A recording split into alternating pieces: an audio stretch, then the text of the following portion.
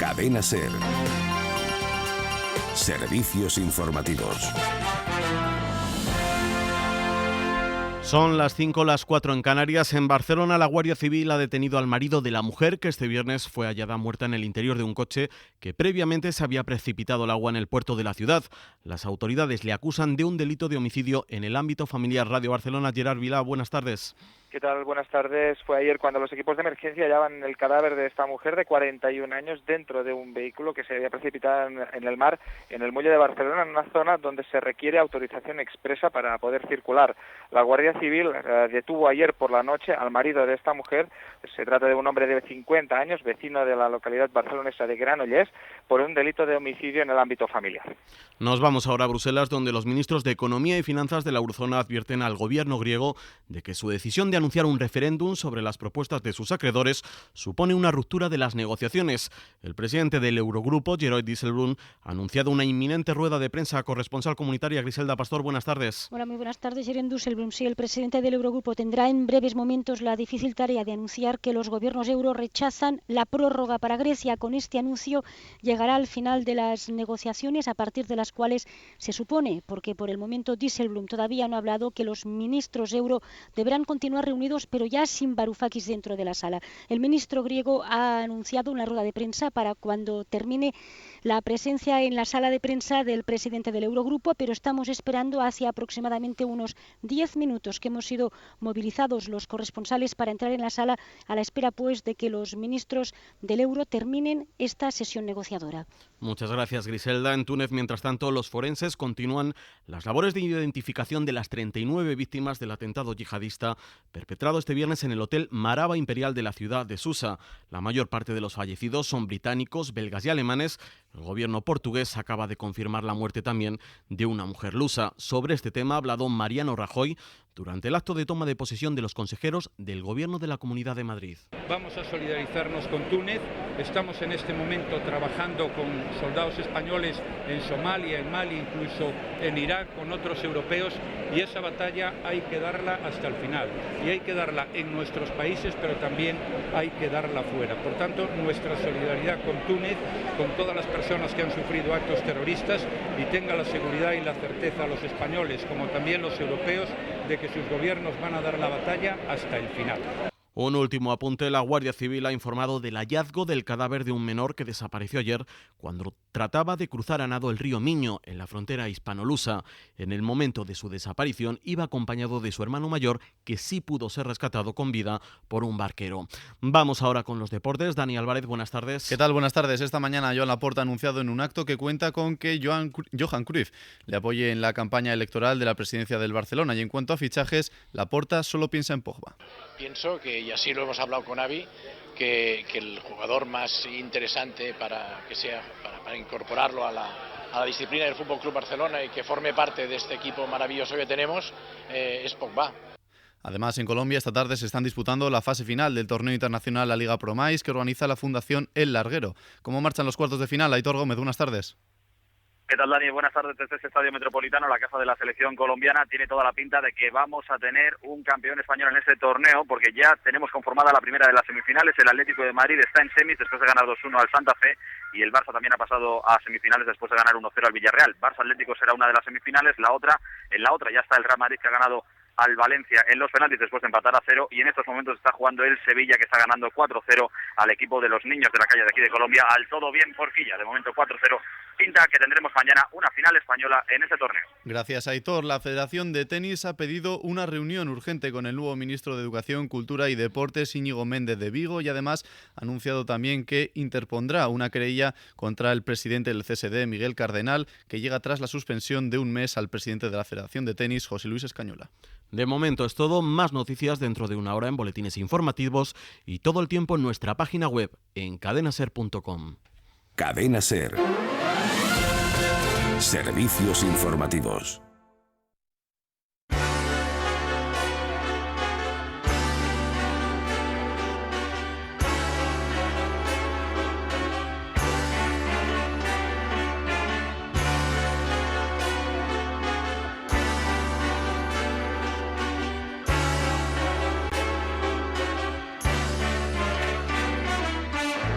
Comienza en la cadena SER ¿Y tú qué miras?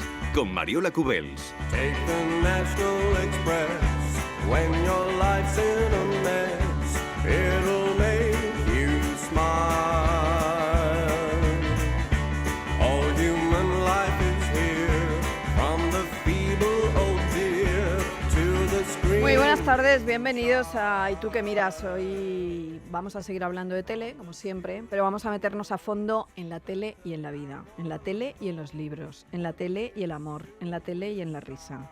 Y para hablar de todo eso, pues la verdad es que hay una pareja excepcional en muchos sentidos a la que me hace especial ilusión recibir en el programa porque, en fin, los dos son muy lúcidos, muy divertidos y muy inteligentes. Y charlar con ellos sobre tele o sobre cualquier cosa, pues la verdad es que siempre resultará grato. Señora Elvira Lindo, señor Antonio Muñoz Molina, bienvenidos. Hola, ¿qué tal? Nos has puesto el listón muy alto ahora. Claro, vamos a decepcionar. Pareja excepcional donde las haya, sí señor. A ver si te crees que voy a invitar aquí a cualquier pelagatos. No. Bueno, ellos nos van a contar la tele que detestan, la que admiran, la que desearían, ¿no? Elvira, Antonio. Sí. Porque me han confesado que los dos ven mucho la tele. Que es una cosa que no confiesan mucho los intelectuales. Antonio. Bueno, pero es que a mí me gusta mucho ver la tele, la verdad.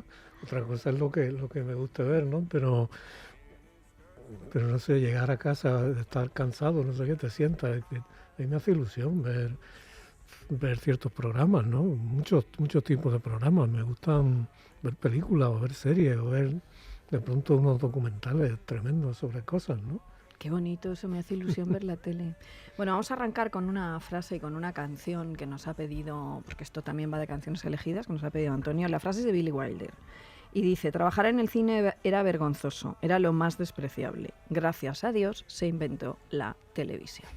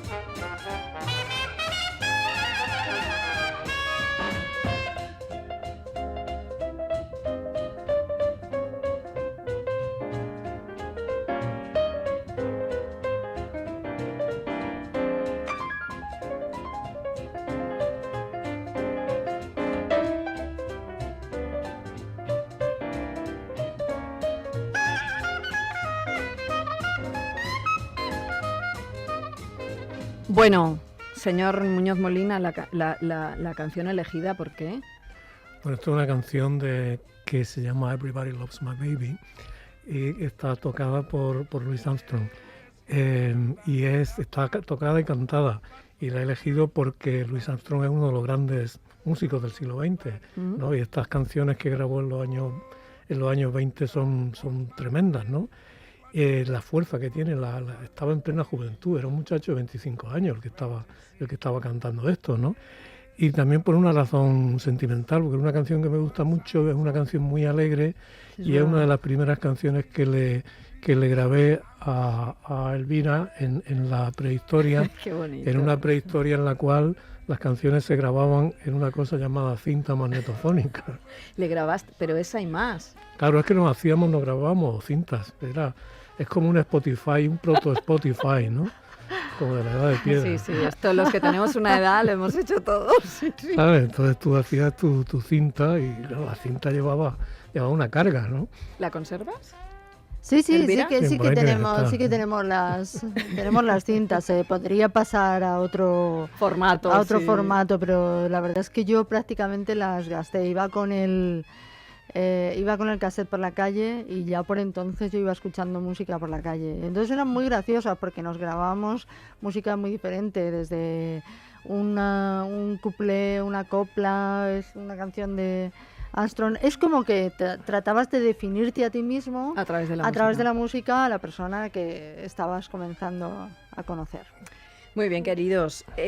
Vamos a la tele, porque vosotros además veis juntos la tele. Esto me interesa. Sí, lo que pasa que... Sí, vemos las noticias todos los días. Somos estos que acaban de comer, se ponen a ver las noticias. Y Antonio prácticamente no me deja ver las noticias porque lo comenta todo. Yo que estaba pensando buscar un trabajo en la tele como comentador, no tertuliano, sino uno que estuviera sentado en la mesa con el locutor, ¿no?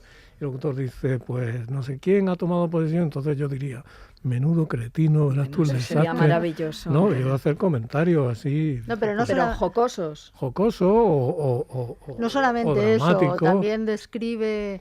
O sea, él tiene una historia para cada... Qué cara de tristeza tiene este locutor. Para cada locutor. Esta mujer seguro que tiene cara... tiene una expresión trágica, ¿no? Parece que lleva un drama interior, ¿no? Una persona que está... ¿Presentadoras? Las presentadoras, o los presentadores, ¿no? Está dando las noticias y dice, esta persona tiene un drama interior. Ha discutido hoy en casa, esta persona ha discutido. Entonces, claro, al final no nos enteramos de nada. Yo le digo, déjame un momento, escuchar. Oye, ¿y con la vestimenta te metes también o eso no? ¿Eso te da igual? No, a no ser que sea una vestimenta muy llamativa, como hay casos, ¿no? Pero... Me encanta. Sí, a veces sí. ¿Tú la ves con asepsia, la tele, o no? Hombre, también tengo mi... Es que claro, ahora que tenemos que distinguir los lugares en los que hacemos comentarios, pues claro, el salón de tu casa pues está para hacer comentarios de los que salen en la tele, ¿no? Yo mi último momento más vergonzoso viendo la tele, porque bueno, es verdad que vemos documentales, que eso siempre se dice, vemos series y vemos las noticias y vemos algún de esto que se llaman debates políticos ahora y realmente no son debates porque hay gente gritando, pero luego de repente vemos Corazón todos los días. Sí. Y ¿todos los días? Ya no se llama Corazón, ahora solo es Corazón. Muy bueno, sí señor. Sí. Yo estaba a punto de decirte, pero digo, es una tontería, pero mira, Antonio... Hombre, ten en cuenta que ahora Corazón es más literario que Babelia, desde que Mario Vargas Llosa... Mira, no había caído en esa... Ahora para estar al día en la literatura tienes que leer Lola. Es verdad. Tienes que ver Corazón. Es verdad. Porque yo lo vi en el gimnasio haciendo un poco de cinta y todo esto. Y la verdad es que tuve un empacho de la Preisler y de Vargas Llosa. Hombre, ha sido la noticia del trimestre, por decirlo de alguna manera. Quiero decir que no... Bueno, ¿veis que no somos vírgenes de todo ese mundo del corazón. Porque esto me lo comentaba Elvira, que claro, tú hablas con Antonio Muñoz Molina, el escritor reputado y muy sesudo, con libros maravillosos, pero en fin, nada frívolos, y no te imaginas que pueda conocer a los frikis de la tele. Pero en cambio Elvira me dijo que sí. Sí, unos cuantos, que estabas puesto. No mucho, pero bastante, ¿no? Como todo el mundo, ¿no? Bueno, como todo el mundo no. Te pasmarías de la cantidad de gente que no sabe de qué estamos hablando. O que dice que no. O que dice que no. Si yo te digo Agua Santa, ¿sabes de quién estamos hablando? No. Menos mal, porque ya era como bajar al subsuelo. Entonces tú piensas, Mariola, que yo, sin embargo, como mujer y que escribe, yo sí que tengo que estar... seguro que tampoco sabes quién es Agua Santa. No, eso no. Pero quiero decir que tú piensas que las mujeres sí que estamos más en esa en onda. Absoluto. Ah, bueno. No, es que yo ya sé que tú no sabes, porque contigo ya hablo más y sé lo que sabes y lo que no sabes. No, yo nunca he presumido de no saber. O sea, pero hombre, hay cosas que entiendo que la gente que no tiene que ver la tele por obligación no tiene por qué llenarse la cabeza de estupideces como la mía. De todas formas, hay que tener en cuenta que nosotros, entre los dos, hemos tenido 4 hijos y cuando tienes hijos estás informado de muchas más cosas, es decir, de cosas que te gustan y de cosas que no te gustan.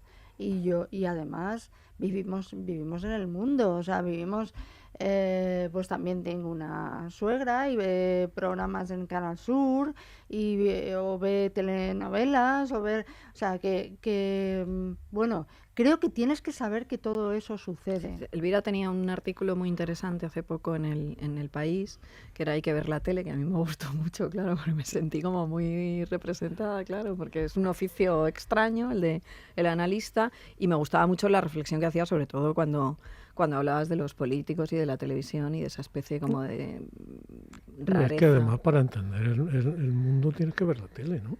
Te quiero decir, hay gente que se va a vivir a Estados Unidos y te dice, yo es que no tengo televisión. Yo lo primero que tiene que hacer uno cuando va a otro país es ver la tele. En primer lugar, de ese país, dices. Claro, para familiarizarte con el idioma y para saber cómo es el país. ¿Cómo vas a estar tú? Tú llegas a Nueva York y no ves la tele. Entonces no te enteras, no sabes, careces de informaciones fundamentales, no ya por las noticias que te dé la tele, sino por el tono. Yo recuerdo las primeras veces que yo iba, la primera vez que yo vi el programa, por ejemplo, de Oprah Winfrey, que en ese momento en España eso era, no existía eso, ¿no? Entonces ver aquellos programas que se veían a principios de los años 90, que eran de unos gordos, aquellos programas tremendos que claro, yo cuando veía aquello era inaudito. Y luego después, claro, eso ya se generalizó y se universalizó, pero te llamaba muchísimo la atención. Sí, había programas que nos llamaban mucho la atención. Oprah Winfrey siempre tenía un nivel, ¿no? Pero, por ejemplo, un reality show sobre la policía, cómo entraba en las casas, cómo detenía, todo eso te parecía increíble. Te parecía que eso ya ha llegado aquí. Claro, pero en ese momento decías, bueno, esto, tu pensamiento era, a España nunca llegará. Claro, esto lo hemos hablado alguna vez. Sí, esos programas, te digo, de gordos que se ponen a llorar, que cosas así que tú decías, y esto, necesito ver la tele, claro. Bueno, pero en nuestra vagancia yo creo que España... En España en los últimos 10 años yo creo que ha superado casi... Yo esto no lo sé. Cualquier expectativa. No sé si vuestra comparación con la tele americana y la nuestra es que ya estamos igual o lo que veíais hace 20 años allí ha llegado. A mí una cosa que me llamó mucho la atención hace ya más de 20 años, la primera vez que pasé una larga temporada allí, que en esa época no estabas muy desconectado de aquí, no es como ahora, ¿no? El volver y ver todo lo de que había pasado con las niñas de Alcácer. Fue aquel año. Sí. Y yo noté, entre la televisión que había antes de irme yo a Estados Unidos y la televisión que había al volver, noté un cambio tremendo. Sí. A peor. A peor, sí. O sea, ¿viste claramente esa espectacularización? Tuve esa impresión, sí. Ajá, sí, porque... ¿Pero cuánto tiempo pasaste allí? Solo 6 meses. Imagínate, pero fueron unos meses fundamentales, clave, sí. ¿no? Sí. Antes de empezar el programa hablábamos de un asunto que a mí me interesa especialmente, vosotros que habéis vivido, que estáis en Nueva York parte del año, desde hace mucho tiempo, ¿no? ¿Hace cuánto? 11. Caray. Años. Pasando inviernos duros, he de decirlo, porque yo sigo el periplo de Elvira Lindo en Nueva York a través de Facebook, fundamentalmente, y me horroriza cada vez que la veo ahí con orejeras paseando. Sí, pero ella aprovecha para ponerse unos gorros extraordinarios. Ya, ¿sabes? pero pasa mucho frío, Antonio, pasáis mucho frío, yo lo paso fatal con eso.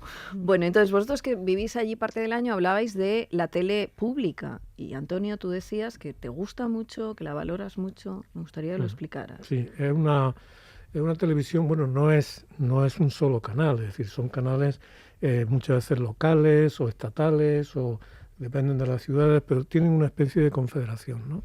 Y es una institución muy peculiar porque es completamente independiente, se financia con patrocinio y con aportaciones de los espectadores y con un poco de ayuda federal, y en épocas tremendas de, por ejemplo, de crecida del patriotismo virulento, como cuando la guerra de Irak y todo eso, siempre mantiene un espíritu crítico y en la televisión americana pública hay programas extraordinarios, hay series documentales que son legendarias, ¿no? Como la historia del jazz o la historia de la guerra civil, y hay documentales de información, de análisis de la información que han sido claves. Por ejemplo, hace un poco antes de venirme vi uno sobre la manipulación de la CIA, cómo la CIA engañó a esta directora de cine, a Catherine Bigelow, para convencerla de que la tortura había sido necesaria para acabar con Bin Laden.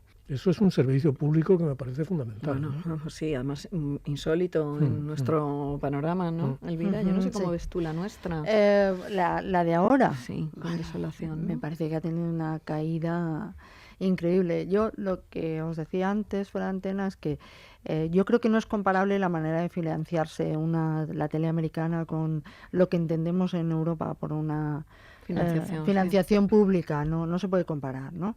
Pero aunque aquella funcione muy bien, ¿no? Yo creo que es minoritaria y funciona muy bien, ¿no? Pero la española a mí me da mucha pena porque creo que los buenos profesionales que había hace un tiempo siguen estando aquí. O sea, quiero decir que hay muchos trabajadores de criterio. Sí, es una cuestión que se ha ido haciendo cada vez más sucia de la intromisión de los partidos políticos en lo que los demás estamos pagando, ¿no? Es verdad que siempre se habla de esa época de Zapatero, que las cosas funcionaron, que las cosas funcionaron mejor, y es verdad. Y antes, perdona, en la época de UCD, cuando estaba aquel Castedo. Sí, y era más plural. Yo creo que en esa época, de todas formas, España fue más plural. Es como la gente de derechas era un poco menos de derecha, la gente de izquierda es un poco más radical. O sea, era un país más tolerante en esos años de inicio de una televisión verdaderamente pública. Y luego, en esa época de Zapatero. Después todo eso se ha perdido. Las maneras del PSOE también fueron muy discutibles. Y yo trabajé mucho tiempo en la radio televisión pública. Pero creo que todo se ha ido empeorando. O sea, creo que y ahora mismo hay un ambiente en televisión española, y tú lo sabes, el ambiente se vive en los pasillos. Y es una lástima. Es una lástima porque la gente está muy... Si es recuperable eso. Yo creo que sí que es recuperable si de verdad hay una voluntad política de recuperarla y de entender lo que nosotros nos merecemos. Yo creo que yo me merezco una buena televisión pública. Sin duda. No, y si me la merezco yo, se la merece todo el público, pero creo que hay una confusión entre lo que tiene que ofrecer la televisión pública y lo que ofrece la televisión pública española. Es decir, hay muchas cosas que a mí no me parecen que sean dignas como para estar allí, ¿no? Algunas cosas el entretenimiento puede ser algo maravilloso, pero ¿sabes? Tú no puedes estar ofreciendo, no puedes estar copiando lo que ha hecho tan mal la televisión privada. Y por ejemplo, en cuanto a la televisión privada, eso que decía Antonio de las niñas de Alcácer, etcétera, yo creo que los críticos de televisión hicieron una dejación de sus funciones. Y hubo un momento que todo el mundo era absolutamente tolerante con narraciones que se estaban emitiendo ya en la pública, en la privada sobre todo. Es verdad que eso luego cambió, porque hubo como una especie como de crítica feroz. No se podía decir casi. Estaba mal visto, quedaba elitista, quedaba... Sí. Pero vamos, yo creo que se pueden decir, yo creo que el modo en que... Porque además eso debía pasar en Italia, es decir, el modo en que el discurso público se degrada con una televisión degradada, que es lo que hizo Berlusconi. Es decir, Berlusconi empezó por una televisión infecta y conquistó un país y lo dominó durante 20 años, ¿no? Un país previamente degradado por eso, ¿no? Yo en eso soy muy...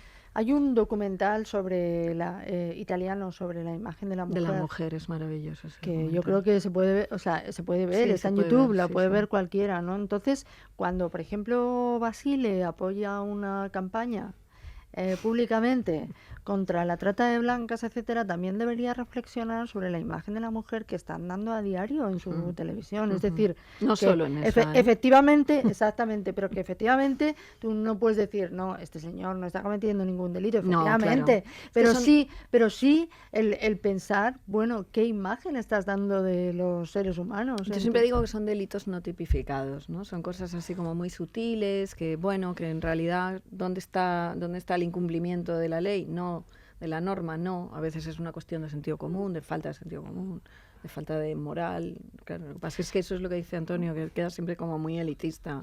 Totalmente. Te tachan de loca. Cuando yo que me dedico al análisis, pues claro, te pueden decir de todo, elitista, loca, purista, sí, pero toca pelota.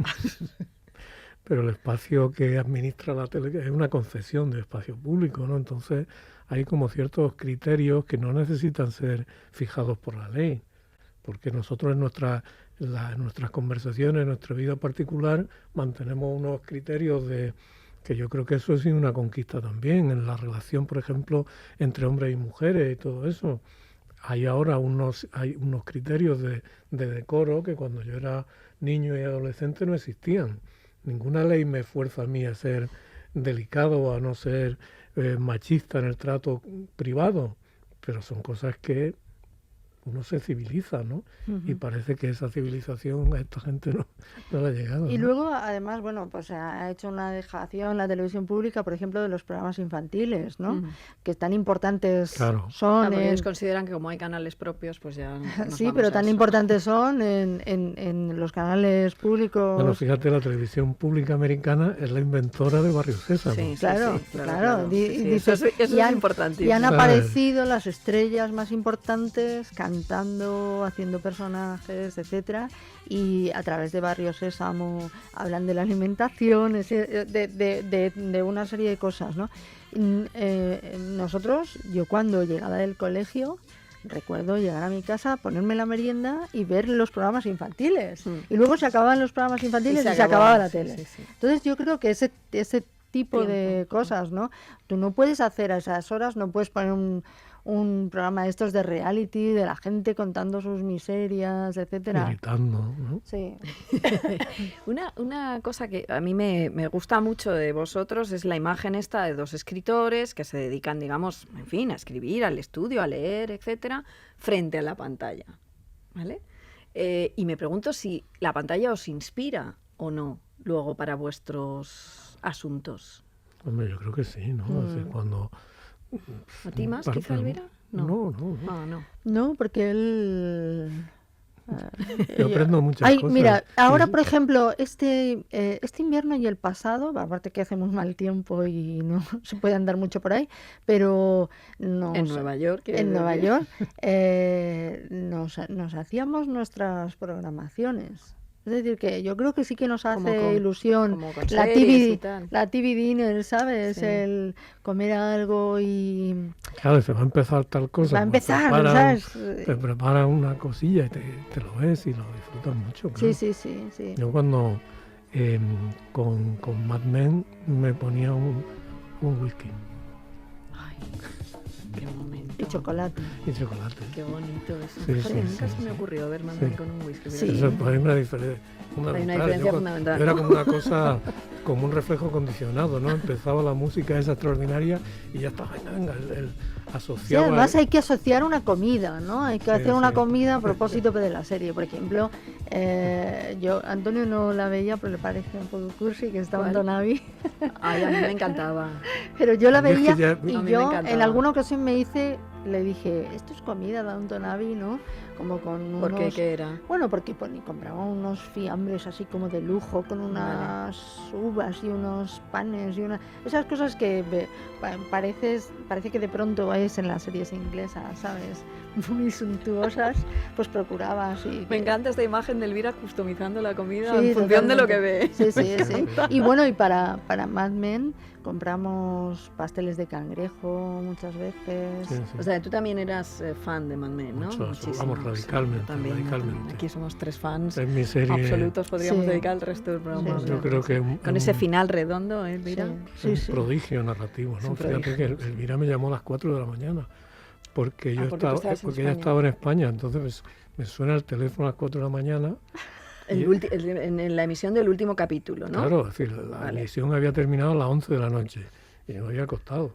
Hora española, 11 de la noche, hora española. Y entonces suena el teléfono y era Elvira, que no podía dormir porque tenía jet lag. Y dice, ¿qué ha pasado? ¿Qué ha pasado? ¿Verdad? No, pero ¿te contó el final?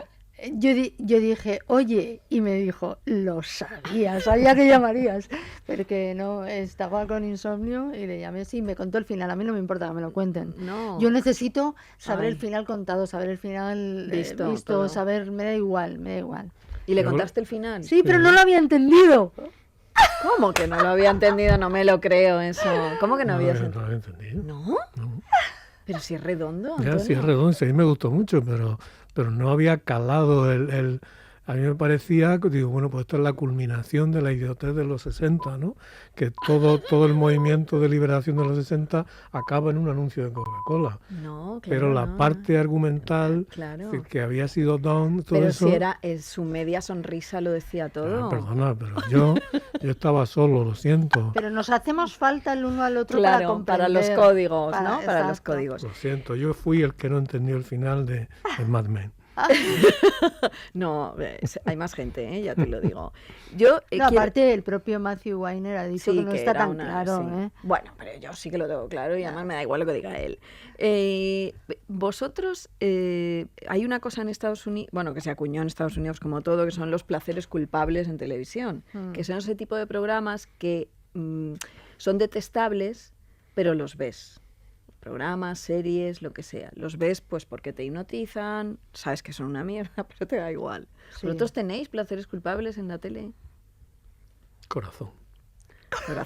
¿Ves? Sí, ese es el perfecto ejemplo. Porque me gusta mucho verla cómo está redactado, es decir, la prosa. Yo me imagino a los guionistas de ese programa matándose de la risa, diciendo, están teniendo una relación muy bonita, ¿no? Han celebrado su primer mes de relación y notan que está muy... Es que me fascina, eso me fascina, de verdad, ¿no? Y ahora, y antes de que tuviera que ver con el premio Nobel de Literatura. Con el premio Nobel, porque es verdad que ya es muy fácil. Ahora ya es muy fácil. Ahora ya es muy fácil ver Corazón. De todas formas, date cuenta que a Antonio le gusta Corazón, que sería como el Lola de las revistas del corazón. No le gusta... No ve el cuore, el que sería el... No, ni le gusta la canallada, ni nada de eso. Corazón es blanco. Ve Corazón. Claro, porque Corazón es como... Exacto, es lo que dice Elvira, es como el Lola. No, claro, no ve Sálvame. Y conocimos hace poco a Anne Igartiburu en Nueva York. ¿Ah, sí? Sí. Porque estaba allí de bueno, porque todo el mundo sabe, ¿no? Que su novio es director de orquesta y nosotros un excelente director de orquesta con el que nosotros tenemos amistad. También habría que hacer una tesis sobre las entradillas de Anne Igartiburu. Sí, yo te digo, ahí hay algo, ahí hay un equipo de guionistas que yo no sé, pero me fascinan, ¿no? Esas declaraciones de gente que prácticamente no sabe hablar, ¿no? Pero es un programa blanco, ¿no? Sí, hombre, claro. No hace daño. ¿Y tu placer culpable, Elvira, o tú no tienes? Bueno, es que yo no lo considero culpable. Pero tampoco me siento culpable. No, pero es un concepto, Ya, Antonio Pues mira, muy pocas... he dejado de tener esos placeres culpables porque han dejado de interesarme. Estos programas que duran tanto tiempo por la tarde, etcétera, hace años yo veía Tómbola o algo así, que se podría decir un placer culpable, pero ahora te aburre. Me aburre, o sea, son programas que porque me aburren. Es un subgénero ya, sí. Exacto, porque ya es sobre ellos y me parece que como personajes muy deteriorados, ¿no? Todos, ¿no? Sí, bueno, y además es que hemos ido ya eso al subsuelo. Exacto. Pero bueno, te voy a decir que el otro día yo no había visto, ahora que ha sacado a Antonio, su compañero en la Academia Vargas Llosa, su colega, pues yo no había visto nada sobre este asunto, salvo así imágenes, como te digo, en el gimnasio, etcétera. Pero anunciaron en Sálvame que iban a hablar de que por la noche, sí. Y puse la televisión sin voz, digo, hasta que salga. Y la Esto lo hemos hecho todos. Sí, entonces hasta que salió, porque quería ver las imágenes del noviazgo. Claro, pero es que reconozcamos que eso es un gran momento televisivo, social social, literario. Y literario, momento literario. No sabemos qué consecuencias narrativas puede tener. Oye, esto. fíjate que vos... Claro, porque no es verdad que por lo de la inspiración, además. No, que los amores de Vargas Llosa que han sido muy interesantes porque han sido cosas están reflejados en la literatura. Y todo eso, ¿no? Estamos expectantes. Dicho todo esto con la mayor de las simpatías. Hombre, por supuesto, y que cada uno haga lo que quiera. Es curioso porque televisivamente hablando vosotros también podríais haber sido carne de cañón, pero en cambio nunca lo habéis sido. Os han respetado mucho. Yo es que creo que no tenemos mucha... Bueno, perdona, un mucho académico, interés, una escritora reputada, en fin, o sea, es como los dos famosos. Bueno, de alguna manera cuando yo... Si os hubierais prestado... Cuando escribió El tinto de verano estaba haciendo un poco... Estaba sacando... Fíjate, porque yo he de reconocer que yo siempre te había leído a ti y yo la primera... constatación que tuve de que tú tenías sentido del humor y retranca, bueno, aparte de Los tintos de verano, que era algo literario, fue en un momento audiovisual como la película. Ah, porque en la película, la de Miguel Albadalejo, la de Cielo abierto. Es decir, yo nunca te había visto a ti en una Viscomic, nunca sospeché. Sí que es verdad que el tinto de verano fue anterior al Cielo abierto, ¿no? Era por ahí. Por ahí. Y mi primera conexión con la parte cómica de Antonio Muñoz Molina fue en el mundo audiovisual, además, vamos, no en la tele. Eso es muy gracioso, cine, ¿no? Y luego apareció en la primera película que yo escribí, que se llamaba La primera noche de mi vida. Apareció en la tele, en la tele haciéndole una entrevista a Belinda Washington. Y esa escena es... Antonio era un entrevistado de Belinda Washington en un programa de Nochevieja. Ah, vale, sí. Y para mí era muy gracioso. ¿Qué peli era esa? La primera noche de mi vida. La primera noche de mi vida. Y bueno, yo siempre... la gente sabe que Antonio tiene mucho sentido del humor. Sí. Cuando, ahora, lo sabemos ahora. Cuando lo conocen en persona. Pero no solamente que tiene mucho sentido del humor, es que es muy gracioso. A veces no, claro, eso no depende de uno tampoco. No. Eso, pero sí. Tiene mucho sentido del humor y tiene mucha retranca. Sí, es divertido. Es un humor, ¿cómo te definiría? Un humor jienense. O sea, no es británico. ¿Como el británico? No digo que no es británico. Ah, que no es británico. O sea, pues tiene salidas muy buenas. Y en casa nos acordamos de las salidas que tiene porque son muy graciosas, sí. Digamos que es un humor seco. ¿Podemos contar una anécdota sobre los pantalones vaqueros? Antonio Muñoz Molina, por favor, tú, Elvira. No, cuéntalo tú, que esa es la que te hizo gracia. Es que me hizo mucha gracia, porque yo entrevisté a Elvira Lindo en su casa y entonces para él es moda y llegó Antonio y estábamos hablando de moda, imagínate qué momento también, y entonces Elvira me contó que es que Antonio Muñoz Molina no puede entender que se puedan tener distintos tipos de vaqueros. Que dice, pero ¿en qué se diferencian unos vaqueros de otros? Claro, hay toda una industria en el mundo dedicada, ¿sabes? Hasta que una persona ha sido virgen completamente de esa... Y entonces me encantó, porque es una reflexión que me parece maravillosa. Sí, me acuerdo ¿qué es lo que dices tú? Hablando... A mierda la industria del Lenin. Hablando de tele, para mí la cima de la tele es Seinfeld. Ajá. Por encima incluso de Mad Men. Yo soy... Sí. Yo allí en Estados Unidos están poniendo capítulos... Bueno, pero aclara, Antonio, que habrá gente que no lo conoce, que es una serie. Esta serie cómica de media hora y tal, ¿no? Yo eso para mí, eso sí es la cima. La he visto cada capítulo 10 veces o 15 o los que sean, ¿no? Y Seinfeld hay un capítulo que dice que él tiene envidia de que llegue ese futuro que se veía en las películas de ciencia ficción, que todo el mundo iba vestido igual, con una especie de mono, por unas pasarelas, ¿no? Así, unos monos ajustados, y que se acababa todo lo de la moda y todo eso, ¿no? Y siempre... Bueno, pues es que Esa reflexión me gustó mucho porque además demuestra ese sentido del humor del que sí, ya te digo, seco, fast, te pega, sí, exacto. Como tú dices, un zasca. Un zasca, sí. Bueno, hay tenemos una pieza que a mí me hace especial ilusión de nuestra gran Ángeles Afuera, que nos ha hecho un recorrido muy bonito por presentadores de antaño que estaban en la radio y que llegaron a la tele. Es un momento para la nostalgia y quiero que lo escuchemos, luego seguimos. La radio y la televisión son vasos comunicantes, pasillos por donde circulan de un lado a otro maestros de la voz y de la imagen, gente que cuenta cosas, que anima, informa o entretiene. Los primeros años de la televisión, lógico, muchos profesionales de la radio recalaron en el nuevo medio. No era fácil dejar el anonimato para salir en la pantalla porque había bellas voces que no resistían las 365 líneas. En fin, pero algunos sí tenían éxito en la radio y se consagraron en la tele. Llegamos hoy al último programa de esta serie. Esta noche se hará la entrega de ese viaje fantástico a Hollywood y Nueva York para 2 personas que Providence había prometido.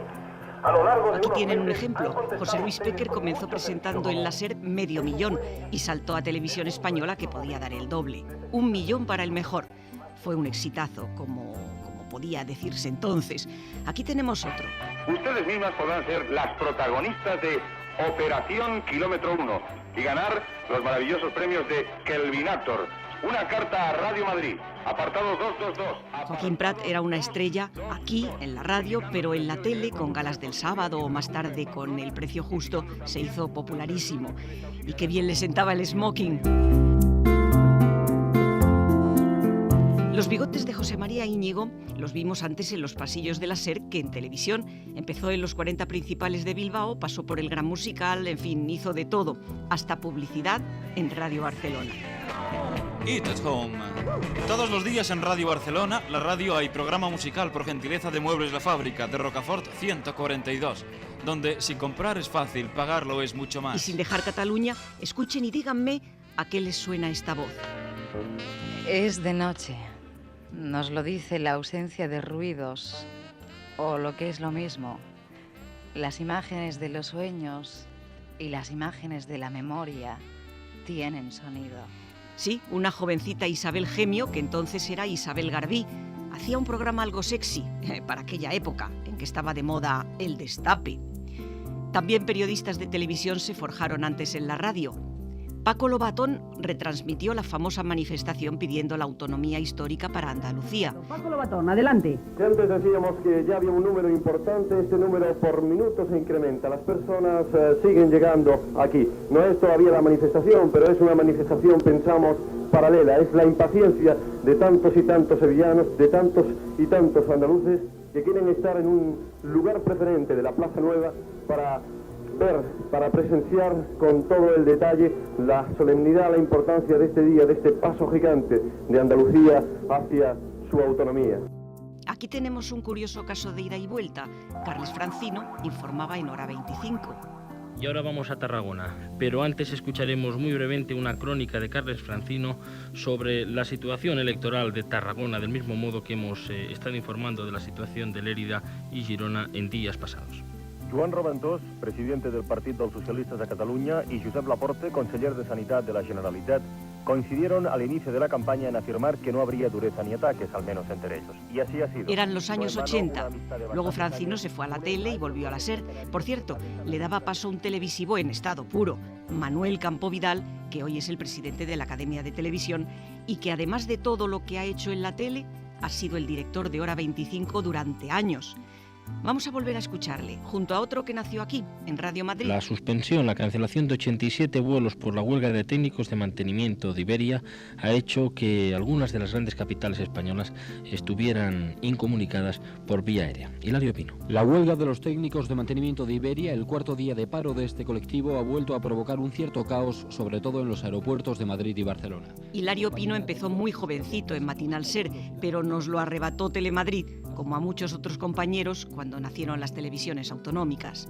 ¿Algún ejemplo más? Fernando Delgado, mira lo que tengo todavía. Pero Manolito, guarda el billete de 1000 pesetas que lo vas a perder. Lo hice por experiencia. Fernando Delgado fue director de A Vivir, que son 2 días, durante muchos años, pero sus fans le recuerdan sobre todo por aquellos telediarios de autor donde se despedía siempre con una cita literaria.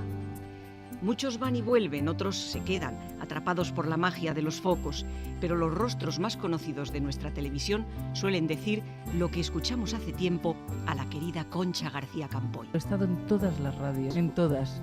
He estado en la COPE, donde empecé, en Radio Nacional, en Antena 3, en la SER, en Punto Radio, en fin, en Onda Cero. Yo creo que la radio realmente es el medio donde yo me siento tan feliz. Fantástica pieza de Ángeles Afuera, que además hemos oído a Elvira Lindo como Manolito Gafotas. ¿Sabes? Y hemos oído a Concha, que la queríamos mucho todos, sí, es verdad. Sí, pero de verdad, además, periodísticamente hablando, es un vacío total. Era un ángel, vamos, una persona súper especial. Oye, y Manolito Gafotas, que además también tiene su periplo televisivo. Sí. ¿Cómo lo vives tú esto todavía? Pues lo de la imagen mal, porque durante muchos años no me perteneció a mí, porque firmé un contrato y la gente pensaba que Manolito salía en series o se hacía otra película porque yo quería, pero es que no me pertenecían los derechos. ¿De la obra? Sí, los había vendido. Los había vendido. O sea, es como que me habían engañado como él. Engañaron a los dos, porque estábamos los dos ahí. Sí. Pero a ver, explica eso. Bueno, pues que se hizo la primera película. O sea, todo lo audiovisual no te pertenecía. No, durante 15 años no me perteneció. Y luego increíble, ¿no? Parece increíble. ¿Y luego lo recuperaste? Y luego lo he recuperado, sí. Sí. Cuando se acaba el contrato con... Antonio, ¿y tú no tuviste al quite ahí? Es que piensa que era... Claro, las cosas retrospectivamente, pero éramos muy inocentes, éramos bastante tontos, que eso seguimos siéndolo en la cuestión práctica, ¿no? Sí, pero la verdad es que sí. Tontos y descuidados, ¿sabes? Sí. Y distraídos, perezosos. No mirábamos los contratos. Y acababa de empezar. Pero esto no debe quedar como el último mensaje que no, queremos es que dar no en es este programa. No es el último mensaje, tranquila, que tenemos un tiempo. El caso es que tampoco se sabía que Manolito en ese momento fuera a tener un éxito como el que tuvo, ¿no? Entonces te ofrecen un contrato y tú pues no... ¿Quién lee los contratos? No, nosotros no lo leímos. Ni lees el contrato, ni tienes la cabeza de buscarte una persona que entienda, ¿no? Y entonces, pues lo cual no quiere decir que no fuéramos responsables. Quiere decir que ahora se habla mucho del que no sabía nada cuando... Sí. Claro, asumes que eso te pasó por pura inoperancia. Exacto, por pura pereza. Y entonces, pero bueno, luego mi relación de Manolito con la radio ha sido maravillosa. Porque es que yo veo a Manolito más para radio que para otra cosa, ¿no? Sí, que para tele, quieres decir. Sí, por supuesto. Y además grabamos aquí en la SER los 2 primeros libros y me da rabia porque en España no nos acabamos, el audiolibro no acaba de entrar, ¿sabes? Y sin embargo... fue una maravilla, porque en el fondo son dramáticos, ¿no? Enlatados, que están muy bien. Yo he constatado que Manolito Gafotas goza de la misma salud que cuando lo escribiste, porque mi hija este verano, que tiene 9 años, se ha leído, Elvira lo sabe, todos los libros de Manolito Gafotas y está absolutamente extasiada, ¿no? Entonces, claro, es evidente que es otra generación, que ya está en la generación cibernética, y en cambio se ha leído totalmente. Sí. Antonio nos explicaba, voy a contar una interioridad, pero nos explicaba antes fuera de antena que él recuerda la tele y el mundo sin la tele. Sí, claro. Es que ese concepto un mundo raro, ¿verdad? Parece que soy como un superviviente Pero sí, yo me acuerdo cuando no había tele, me acuerdo perfectamente, y me acuerdo cuando decía la gente, van a meter la tele en la casa de alguien, ¿no? Era como meter el agua, ¿no? Y recuerdo el primer programa de televisión que yo vi, ¿qué fue? Que era en mi calle, en una calle de Úbeda, que tiene un nombre precioso, que es la calle Fuenterrisas. Había una vecina que tenía la tele, y entonces había un programa en televisión que se llamaba Quiero una oportunidad, que era un programa en el que se presentaban aspirantes a toreros en la plaza de Vistalegre, ¿no? ¿Pero era un programa local? No, un programa de televisión española. Vale. Y de ahí salió Palomo Linares. Entonces, ¿el primer reality de toreros? Claro. Uno de los primeros programas famosos de la tele se llama Quiero una oportunidad. Y entonces era en la plaza de Vistalegre. Pero solo de toreros. Sí, solo de toreros, claro. Toreaban maletillas, gente aficionado. Y cuenta cuando llevaste, esto ya por dar un salto en el tiempo, cuando llevaste a nuestros niños al Museo del Prado. Bueno, lo llevé cuando yo es que soy muy pedagógico, yo creo en la instrucción pública. Entonces a los niños los he castigado con todo tipo de museos, de conciertos y de todo. Y un día los llevé al Prado y les estuve explicando todo allí, Goya, los fusilamientos el 2 de mayo, y cuando salíamos, tendrían los pobres 9 o 10 años, cuando salimos del Prado de ver los fusilamientos, entonces pasamos por la Plaza de la Lealtad y le digo, ¿os acordáis que aquí esos fusilados que salían en el cuadro están enterrados aquí, no sé qué? Y uno de ellos, Miguel, que tenía entonces 9 años, por ahí se queda así como afectado por aquella conciencia histórica repentina, ¿no? Dice, y pensar que hubo una época, dice, que yo no conocí, que solo había 2 canales de televisión, ¿no? Entonces fue un momento así como metafísico, ¿no? Como cuando un niño le está hablando, le está hablando del 2 de mayo, de Goya, de Velázquez, tal, y pensar que hubo un tiempo, dice, que yo no conocí. Es verdad, porque es lo mismo, pero para ellos debe ser igual de extraño que para nosotros el mundo sin tele, me acuerdo de lo que te decía, de estar viendo, pues claro, toda la calle estaba dentro de la casa de esta señora. Entonces éramos yo qué sé, 20 o 30 personas, los niños estábamos debajo de la mesa, todo el mundo viendo, y claro, la gente aplaudía, decía, ¡ole! Saquen los pases y tal, ¿no? Y era la época en la que las personas mayores no entendían la televisión. Claro. No entendían. Pues llegaba el locutor y decía, buenas tardes. Y decían, buenas tardes. Eso que parece un tópico, pero no, era real. Es como, porque la gente tiene que, igual que cuando empezó el cine, la gente tiene que adaptarse a las tecnologías, y hay personas que no se llegan a adaptar. Me hacía gracia porque el otro día el poeta Aitor Saraiva, autor de novela gráfica, decía, mi madre ahora dice que ella no se cree lo que dicen en la tele, pero sí lo que dicen en la radio. Eso está bien visto, ¿no? Porque es verdad que la tele está mucho más denostada. Sí, eso es verdad. Yo quiero saber, por ejemplo, ¿qué echáis de menos en la tele? ¿Qué os gustaría ver en la tele que no veis? A mí me gustaría de verdad ver entrevistas, de verdad. Es decir, ya sé que hay algún programa de entrevistas, etcétera, pero están demasiado... Los personajes que sacan siempre tienen que ser... Pues ahora el género se ha revitalizado, Elvira. Bueno, hemos pasado unos años sin nada. Es que siempre veo los mismos personajes. Y además hemos pasado unos años en los que la frase del Ejecutivo era, no, es que las entrevistas en televisión no funcionan. Y en cambio ahora sí. A mí me gustan las entrevistas muchísimo. Sí. No necesito que, no sé, como que estén adornadas con nada. Puras. Me gustan las entrevistas, pero claro, tampoco, no sé cómo decirte, si empiezas a hacer un programa de entrevistas y tienes que sacar ya el actor que habla de política, el cantante también, me parece bien, pero es que son personajes que les he visto 100.000 veces en una entrevista. Eso lo echáis de menos. Mucho, tú también. Mucho. Sí. Porque, hombre, se ha banalizado un poco. Nosotros vemos, por ejemplo, en la radio pública, hay muchas noches que vemos, alguna noche que vemos la televisión, que vemos la americana. Americana, que vemos el programa de Charlie Rose, que es un entrevistador... 30 años. Que lleva toda la vida haciendo entrevistas. A mí me encanta porque es como un espacio en negro, una mesa y ya está.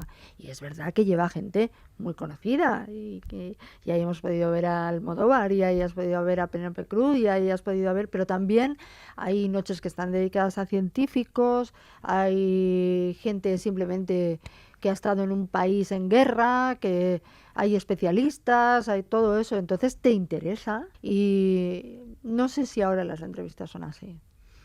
Bueno, sí, claro, el género ha cambiado, sí. También la tele reclama... ¿Pero reclama la tele o los directivos de la tele? Bueno, este es el gran debate. Se supone que lo reclama la audiencia. Yo es que creo que muchas veces los directivos piensan que la gente es más tonta de lo que... Eso sin duda. A veces piensan los directivos que la gente es tan tonta como ellos.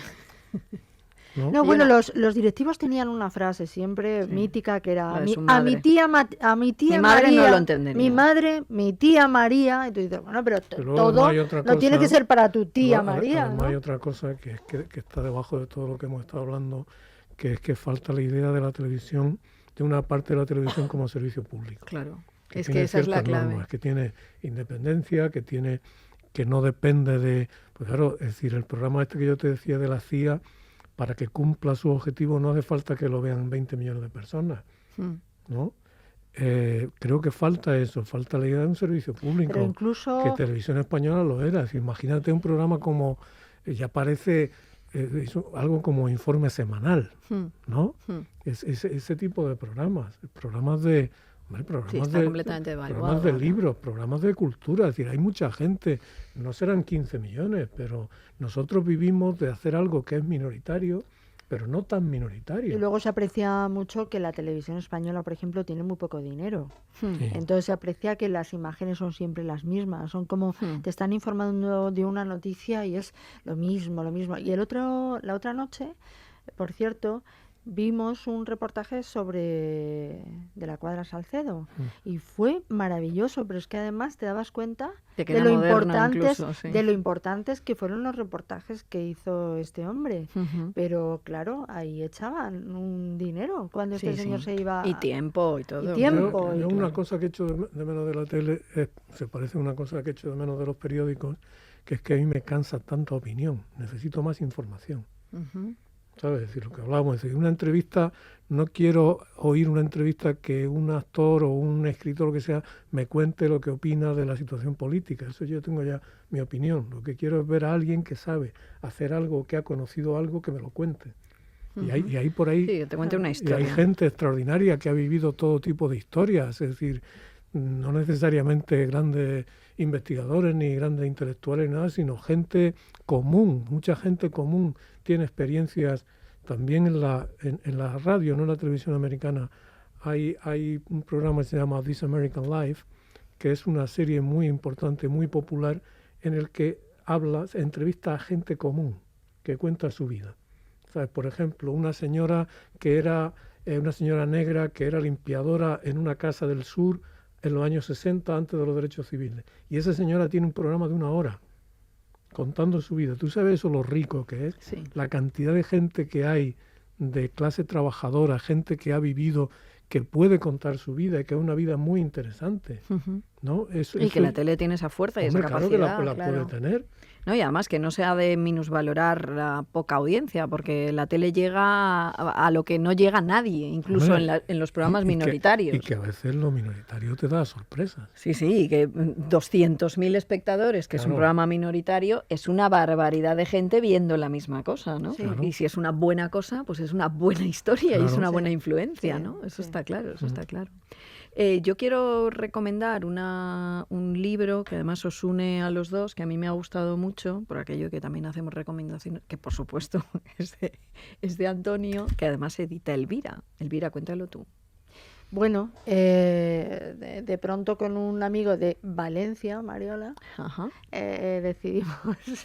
decidimos montar un pequeño sellito editorial. Y vamos publicando libro por libro muy artesanalmente, con mucho cuidado, casi como si fuera un objeto de regalo. ¿Qué es eso? El libro es maravilloso. Y entonces pues ya hemos sacado 3 libros y el último es un libro de paseos de Antonio por el Hudson. Es un texto que se publicó solamente en una revista americana y que pues es una preciosidad y lo presentamos en estos días. ¿Y se llama? Y se llama El faro del fin del Hudson. Es muy bonito, yo lo recomiendo desde aquí. Me lo leí además yendo a Nueva York en el avión y es un libro fantástico. Nos vamos a despedir con una canción que nos ha pedido Elvira Lindo, que va a explicar por qué también. Bueno, es una canción, la canta Frank Sinatra. Puede parecer una cosa como utópica, pero es que Frank Sinatra cuando canta bien una canción no la canta nadie tan bien como él, ¿no? Y por cierto, que hay un programa que nosotros escuchamos mucho los sábados cuando estamos haciendo la comida y todo eso allí en Estados Unidos, que es de un señor que pone música estándar, y música de jazz, etcétera. Jonathan Swartz. Sí, y le encanta Frank Sinatra. Y entonces siempre mete a Frank Sinatra. Bueno, a nosotros nos gusta también. Y esta canción nos encantaba coger la letra y cantarla a los dos. Es muy bonita, tiene mucho ritmo y tiene una letra preciosa. Pues con ella nos despedimos. Muchísimas gracias, Antonio Muñoz Molina, Elvira Lindo. Yo estoy fascinada con